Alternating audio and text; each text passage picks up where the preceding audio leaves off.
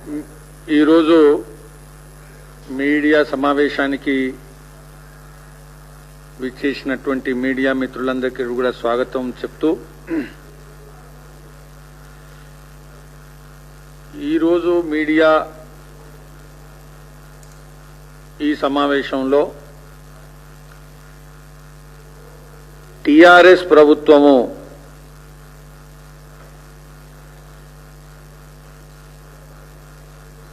గత కొన్ని మాసాలుగా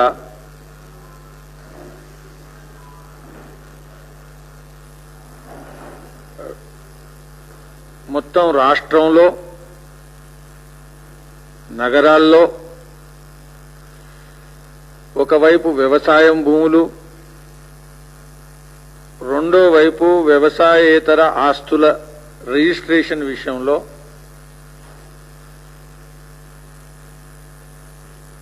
రిజిస్ట్రేషన్ పనులన్నీ కూడా ఆపివేయడం జరిగింది 3 నెలలు.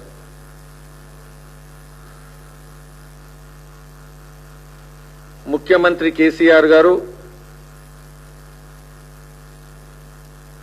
ధరణి అనేటువంటి వ్యవస్థను నేను తీసుకొస్తున్నాను, ఆ వ్యవస్థ సరిగ్గా అమలు చేయడం కోసం కొన్ని రోజులు రిజిస్ట్రేషన్ ఆపివేస్తాం, రాష్ట్రంలో విప్లవాత్మకమైనటువంటి ఈ వ్యవస్థ మార్పు దేశంలోనే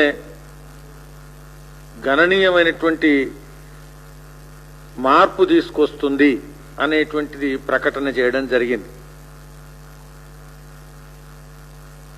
ఈరోజు మొత్తం తెలంగాణ రాష్ట్రంలో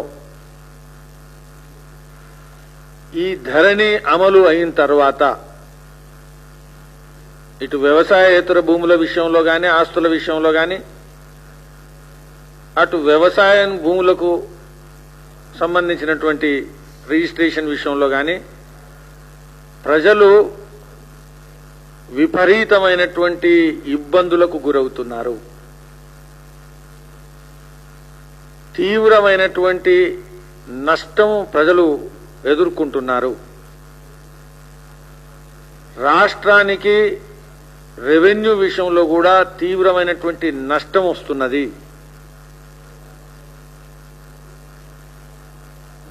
రాష్ట్ర మొత్తం కూడా ఉండేటువంటి బిల్డర్స్ ఎవరైతున్నారో మొత్తం పని ఆపుకొని ఈరోజు రిజిస్ట్రేషన్ అనేటువంటిది ఒక అనిశ్చితమైనటువంటి స్థితి ఉండడం కారణంగా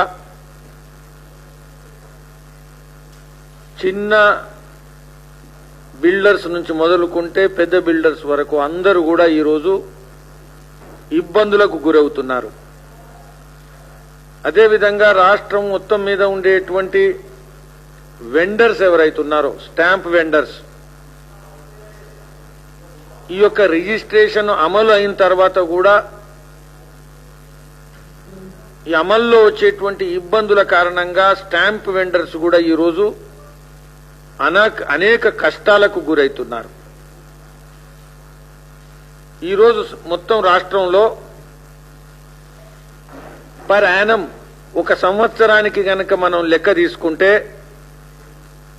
16 లక్షల రిజిస్ట్రేషన్లు తెలంగాణ రాష్ట్రంలో మనకు ప్రతి సంవత్సరం అవుతున్నాయి.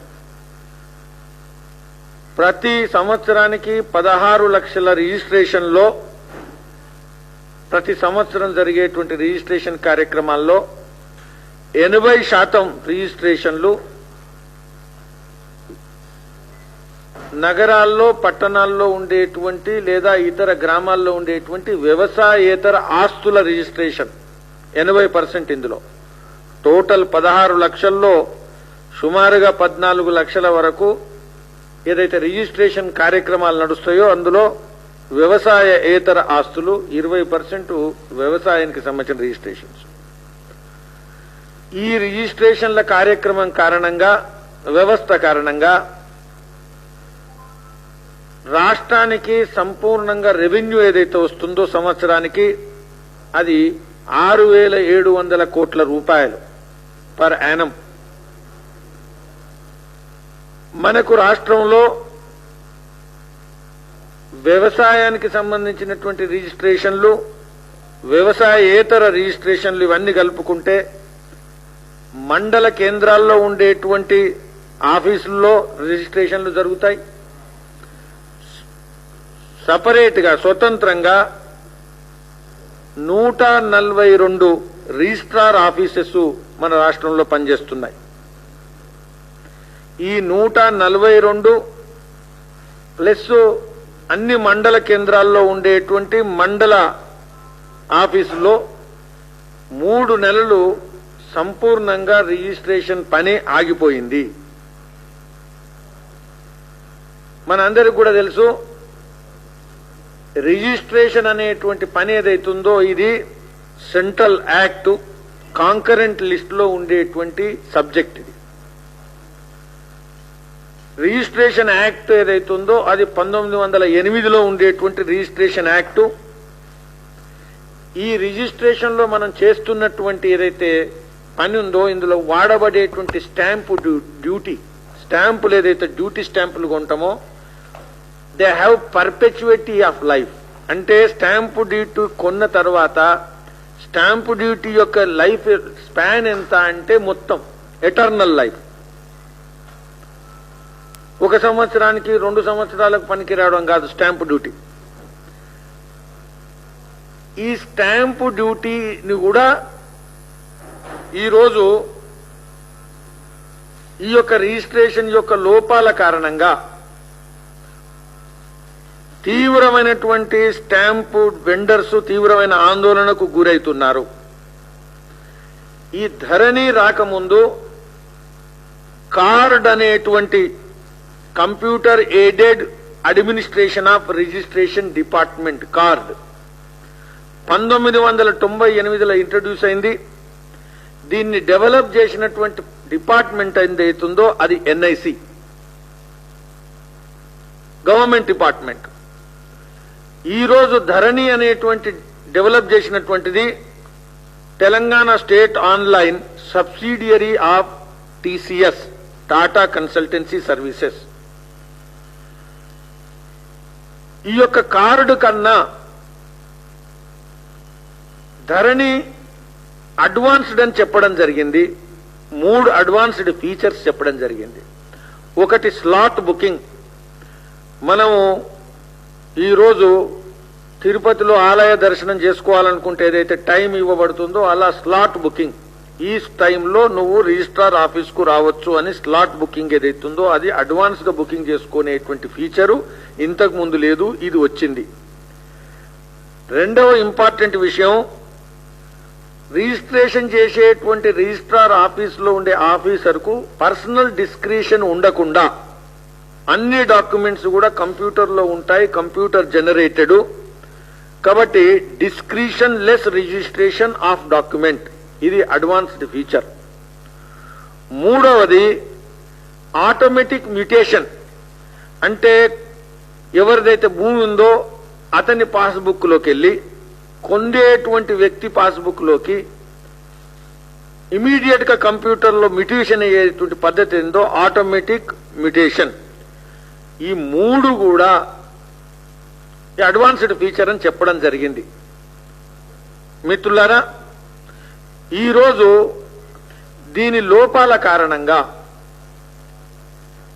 3 నెలలు పని ఆగిన తర్వాత ధరణి ఇంప్లిమెంట్ అయిన తర్వాత ఈ రోజు అనేకమైనటువంటి కష్టాలు నష్టాల కారణంగా ఈ రోజు రిజిస్ట్రేషన్ పని కంప్లీట్ గా అస్తవ్యస్తమైంది. ఫ్రాడ్స్టర్స్, దోపిడీ చేసేటువంటి వాళ్ళు, దొంగతనం చేసేటువంటి వాళ్ళు, అనవసరమైతే ఏదైతే దొంగ రిజిస్ట్రేషన్ చేసేటువంటి వాళ్లకు ఫీల్డ్ డే వచ్చేటువంటి పరిస్థితి ఈ రిజిస్ట్రేషన్ లో వచ్చింది. ఇప్పుడు ఉండేటువంటి ధరణి ఏదైతుందో ధరణిలో అనేక వివరాలు లేవు. అందులో ఉదాహరణకు మీకు చెప్తున్నా, ధరణి వెబ్సైట్ ద్వారా విక్రయదారునికి ఆస్తి ఎలా సంక్రమించింది లింక్ డాక్యుమెంట్స్ అనే వివరాలు లేవు. అతనికి హెరిడిటరీ అనువంశికమా, కొనుగోలా, గిఫ్టా, పార్టీషనా, జాయింట్ పట్టానా రిలీజా అనేటువంటి వివరాలు ఈ రోజు లేవు. ఈ ధరణిలో ఎక్కడి నుంచి ప్రాపర్టీ వచ్చింది అనేటువంటిది లింక్ డాక్యుమెంట్స్ కు వివరాలు అందులో లేవు.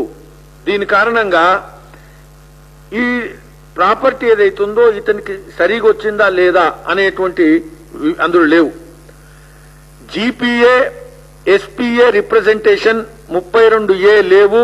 మరియు మైనర్ కు గార్డియన్ అవకాశాలు లేవు. నేను స్వయంగా రిజిస్ట్రేషన్ ఆఫీస్కి వెళ్ళా ఒక భూమి రిజిస్ట్రేషన్ కోసం. ఈరోజు ఏదైనా కంపెనీ అతను కానీ లేకపోతే ఎన్ఆర్ఐ కానీ లేకపోతే ఢిల్లీలో ఉండేటువంటి వ్యక్తి కానీ ఏదైనా ఆస్తి భూమి కొనాలనుకున్నప్పుడు అబ్సెన్స్ లో నేను ఆథరైజేషన్ చేయొచ్చు, నా తరపున ఎవరైనా ఉండొచ్చని. ఆ ఆథరైజేషన్ కు ఈ రోజు అవకాశం లేదు. ఖచ్చితంగా కొనేటువంటి వ్యక్తి ఫిజికల్ గా అక్కడ ఉండాల. ఇది ధరణిలో లేని కారణంగా. మూడోది స్లాట్ బుకింగ్ ఏదైతుందో స్లాట్ బుక్ చేసిన తర్వాత ఇంట్లో కరోనా రావడం కారణంగా గాని, చనిపోవడం కారణంగా గాని, ఎమర్జెన్సీ యాక్సిడెంట్ కారణంగా గాని ఆ వ్యక్తి రిజిస్ట్రేషన్ కనుక పోలేకపోతే స్లాట్ క్యాన్సిల్ అవుతుంది, స్లాట్ పోస్ట్ పోన్ కావట్లేదు. స్లాట్ మీద పెట్టినటువంటి డబ్బులన్నీ కూడా పోతున్నాయి. అన్నిటికన్నా ఘోరమైనటువంటి విషయం ఏంటంటే స్టాంపు డ్యూటీ ఏదైతే కట్టినమో అది కూడా సస్పెండ్ అవుతున్నది. అంటే స్టాంపు డ్యూటీ కూడా పోతున్నది. పేపర్లు వచ్చింది, మీరు ఆంధ్రజ్యోతిలో ఇంకా పేపర్లు వచ్చింది, ఈ విషయం మీరు చదువుకోవచ్చు. కాబట్టి ఇదే కాదు, ఇందులో బ్యాంకు లోన్ ద్వారా ఆస్తి గోలు బ్యాంకు లోన్ ఏదైతుందో ఈ లోను ద్వారా ఆస్తి కొనుగోలు చేసినట్టయితే దస్తావేజులో చెక్కు నంబర్లు లోన్ అమౌంట్ రాయాలి, కానీ అవకాశం ఈ ప్రొఫార్మాలో లేదు. పార్ట్ ఆఫ్ ప్లాట్ గాని పార్ట్ ఆఫ్ హౌస్ గాని ఇల్లు 2 ఫ్లోర్లు ఉంటే ఒక ఫ్లోర్ అని మరో ఫ్లోర్ ఏసీ సెషన్ ఉంటే కలిసి విక్రయించే అవకాశం లేక ఏదో ఒక ఫ్లోర్ చేయాల్సి వస్తుంది. కంబైన్ మనం అమ్మేటువంటి ప్రాపర్టీని చేయడానికి వీలు కావట్లేదు. 100 రకాలకు పైగా దస్తావేజులు కేవలం 3 రకాలు, అవి కూడా ఇండ్లు, individual house, apartment, commercial shutters మాత్రమే చూపిస్తుంది. అన్నిటికన్నా ముఖ్యం రిజిస్ట్రేషన్ చేసేటువంటి సెక్షన్ 22లో తప్పిస్తే సబ్ రిజిస్ట్రార్స్ దగ్గరికి కనుక నేను డాక్యుమెంట్ రిజిస్ట్రేషన్ చేయడానికి వెళ్తే డాక్యుమెంట్ రిజిస్ట్రేషన్ ఆపేసేటువంటి హక్కు సబ్ రిజిస్ట్రార్కు ఉండదు. నేను ప్రకాష్ రెడ్డి గారు ఏదైనా రిజిస్ట్రేషన్ చేసి ఒక డాక్యుమెంట్ రిజిస్ట్రేషన్ చేయాలనుకుని కనుక మేము వెళ్తే ఈ డాక్యుమెంట్ ను కూడా రిజిస్ట్రేషన్ చేయాలా. మేమిద్దరం ఏదైనా కాంట్రాక్ట్లు ఎంటర్ అయితే ఆ రిజిస్టర్డ్ డాక్యుమెంట్ ఏదైతుందో అది ఒక్క పరిస్థితిలో ఎక్సెప్షన్ ఒకటి తప్పిస్తే రిజిస్ట్రేషన్ డాక్యుమెంట్ రిజిస్ట్రేషన్ చేయను అనే హక్కు సబ్ రిజిస్ట్రార్ కు లేదు. ఏదంటే సెక్షన్ 22A ఇవి తప్పిస్తే సెక్షన్ 22లో ఏదైతే రిజిస్ట్రేషన్ యాక్ట్ లో సెక్షన్ 22లో ఇచ్చినటువంటి కారణాలు తప్పిస్తే ఇంకే కారణాలైనా రిజిస్ట్రేషన్ ఆపేసేటువంటి హక్కు సబ్ రిజిస్ట్రార్ కు లేదు. సబ్ రిజిస్ట్రార్ కు రెండే, ఒకటి సెక్షన్ 22A, రెండోది document has to be adjudicated and collect proper stamp duty. ఈ 2 పనులు చేయాలా, డాక్యుమెంట్ రిజిస్ట్రేషన్ చేయాలా. అయిన తర్వాత ఒరిజినల్ డాక్యుమెంట్ ఏదైతే duly signed by owner, purchaser and presented before sub registrar ఆ డాక్యుమెంట్ మీద సిగ్నేచర్ చేసి 2 విట్నెస్లు సిగ్నేచర్ చేసి 2 విట్నెస్లు పర్చేజ్ చేసే అతను, ఓనరు, వీళ్ళు చేసిన తర్వాత సబ్ రిజిస్ట్రార్ సంతకం పెట్టి ఈ ఒరిజినల్ కొన్నతనికి ఇవ్వాలా. ఇప్పుడు ఈ కొన్నతనికి ఇలాంటి సర్టిఫికెట్ ఉండేటువంటి సంతకాలు చేసినటువంటి రిజిస్ట్రేషన్ రావట్లేదు. దీని కారణంగా నష్టం ఏంది అంటే ఈ రిజిస్ట్రేషన్ అయినటువంటి డాక్యుమెంట్ ను నేను తీసుకెళ్లి ఒక బ్యాంకులో ఇస్తే నాకు లోన్ రాదు. ఎందుకంటే దీనికి సబ్ రిజిస్ట్రార్ సంతకం లేని కారణంగా వ్యాలిడిటీ ఉండదు లోన్ ఇవ్వడం విషయంలో. కాబట్టి లోన్ వచ్చేటువంటి అవకాశం లేదు. ఎంఎస్ఎంఈలో కూడా స్టాంప్ డ్యూటీ ఎగ్జంప్షన్ ఏదైతుందో ఎంఎస్ఎంఈకు కొన్ని ఎగ్జంప్షన్స్ ఉన్నాయి. ఈ ఎగ్జంప్షన్స్ వీటి యొక్క వివరాలు ఏ విధంగానైతే కార్డులో చేసుకునేటువంటిదో అది లేని కారణంగా ఈ రోజు ఎంఎస్ఎంఈలకు బ్యాంకులో లోన్లకు పోవడానికి ఇబ్బంది అవుతున్నది. హైకోర్టు ముందు రాష్ట్ర ప్రభుత్వము హైకోర్టును తప్పుడుతో పట్టించింది. They have not given information and they have told హైకోర్టులో మేము కార్డు ద్వారా రిజిస్ట్రేషన్ కంటిన్యూ చేస్తామని చెప్పడం జరిగింది. కార్డు ద్వారా రిజిస్ట్రేషన్ నడవట్లేదు. ఎప్పటి వరకే ధరణి లోపాలు అన్ని సరిగావో అప్పటి వరకు కార్డు ద్వారా రిజిస్ట్రేషన్ చేస్తామని చెప్పడం జరిగింది. ఇప్పటి వరకు ఇందులో ఇవి చేయలేదు. అదేవిధంగా ఇందులో నేను ఇంతకుముందు చెప్పిన అనేక వివరాలు లేవు అని, రెక్టిఫికేషన్ విషయాలు కానీ లేకపోతే మార్టగేజ్ వివరాలు ఏవైతున్నాయో మార్టగేజ్ వివరాలు కూడా అందులో లేవు. కాబట్టి అంటే డాక్యుమెంట్ లింకేజెస్ విషయాలే లేవు. కాబట్టి ఈరోజు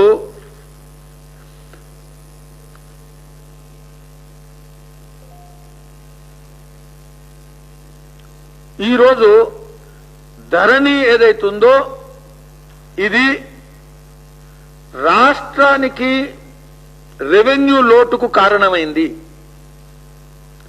ఈ రోజు రాష్ట్రంలో రిజిస్ట్రేషన్ పని స్తంభించిపోయింది. ఈ రోజు రాష్ట్రంలో రెవెన్యూ స్తంభించిపోవడం కారణంగా బిల్డర్స్ నష్టపోతున్నారు, ఎంఎస్ఎంఈలు నష్టపోతున్నారు, సాధారణమైనటువంటి వ్యక్తులు నష్టపోతున్నారు. ఈ లింక్ డాక్యుమెంట్లు లేని కారణంగా రిజిస్ట్రేషన్ చేసుకోవాల్సి వస్తే ఎవరైతే ఫ్రాడ్ చేస్తారో, ఎవరైతే దొంగ భూములను అమ్ముతారో, సరి అయిన సర్టిఫికెట్ లేకుండా అమ్ముతారో వాళ్లకు మాత్రమే ఫెసిలిటేషన్ అవుతుంది, వాళ్లకు మాత్రమే లాభిస్తుంది. కాబట్టి భారతీయ జనతా పార్టీ రాష్ట్ర ప్రభుత్వం యొక్క కేసీఆర్ ప్రభుత్వం యొక్క ఈ రెవెన్యూ రిజిస్ట్రేషన్ పాలసీ ఏదైతుందో, ల్యాండ్ రిజిస్ట్రేషన్ పాలసీ ఏదైతుందో ఇది వ్యతిరేకిస్తున్నది. దీనికి వ్యతిరేకంగా ఉద్యమించడానికి సిద్ధంగా ఉంది. భారతీయ జనతా పార్టీ రిజిస్ట్రేషన్ కారణంగా నష్టపోతున్నటువంటి బిల్డర్స్ కు అండగా నిలబడుతుంది. వాళ్ళ పోరాటంలో మేము భాగం పంచుకోవడానికి సిద్ధంగా ఉన్నాం. ఎంఎస్ఎంఈలు ఎవరైతున్నారో వాళ్లకు బ్యాంకు లోన్ రానటువంటి పరిస్థితి ఉంది కాబట్టి వాళ్ళ యొక్క పోరాటంలో కూడా మేము అండగా నిలబడుతున్నాం. స్టాంప్ వెండర్స్ ఎవరైతే నష్టపోతున్నారో, సమస్త రాష్ట్రంలో స్టాంప్ వెండర్స్ ఎవరైతే నష్టపోతున్నారో వాళ్ళందరికీ కూడా అండగా భారతీయ జనతా పార్టీ పోరాటంలో ఉంది. రాబోయేటువంటి రోజుల్లో ధరణి అనేటువంటి విషయం ఏదైతుందో, ధరణికి ఎక్కడ కూడా అప్లికేషన్ చేసే ముందు ఎంఆర్ఓస్ గాని లేదా రిజిస్ట్రార్ సబ్ రిజిస్ట్రార్స్ గాని ఒక్క ట్రైనింగ్ వర్క్ షాప్ కూడా రాష్ట్రంలో జరగలేదు. ఈ ధరణి ఏ విధంగా చేయాలా, ధరణిలో ఉండేటువంటి డీటెయిల్స్ ఏంటి, అందులో లేని ఏంటి, వాటిని ఏ విధంగా చెక్ చేసుకోవాలా, వాటి రిజిస్ట్రేషన్ విషయంలో ఏం చేయాలా, ఈ విషయంలో ప్రత్యక్షంగా నేను సబ్ రిజిస్ట్రార్ ఆఫీసులో పనిచేసినటువంటి వాళ్ళను, రిటైర్ అయినటువంటి వాళ్ళను, వాళ్ళ అసోసియేషన్ లీడర్స్ ను, అదేవిధంగా మండల్లో ఉండేటువంటి రిజిస్ట్రేషన్ లో ఉంటున్నటువంటి ఆఫీసర్స్ ను, డాక్యుమెంట్ ఆఫీసర్స్ ను వ్యక్తిగతంగా నేను కలిశాను. ఎవరికి కూడా వర్క్ షాపు, ఒక కార్యశాల నిర్వర్తించలేదు. కాబట్టి ఇందులో ఏముంది, ఎందుకుంది, ఎందుకు లేదు, లేనటువంటి విషయాల్లో వాళ్ళు ఏం చేయాలా అనేటువంటి విషయాలు కూడా వాళ్లకు తెలియవు. కాబట్టి రాష్ట్ర ప్రజలందరూ కూడా తెలంగాణ రాష్ట్ర ప్రభుత్వము కేసీఆర్ నాయకత్వంలో ఏదైతే లోపభూయిష్టమైనటువంటి నష్టాలకు దారితీస్తున్నటువంటి ధరణిని వెంటనే వెనక్కు తీసుకోవాలా, పాత పద్ధతిలో రిజిస్ట్రేషన్ చేస్తూ ప్రజలను రక్షించాల్సిన అవసరం ఉంది. భారతీయ జనతా పార్టీ రాబోయే రోజుల్లో మండల కేంద్రాల్లో ప్రజలకు అండగా ఉద్యమిస్తుంది అని నేను హెచ్చరిస్తున్నాను. ధన్యవాదాలు.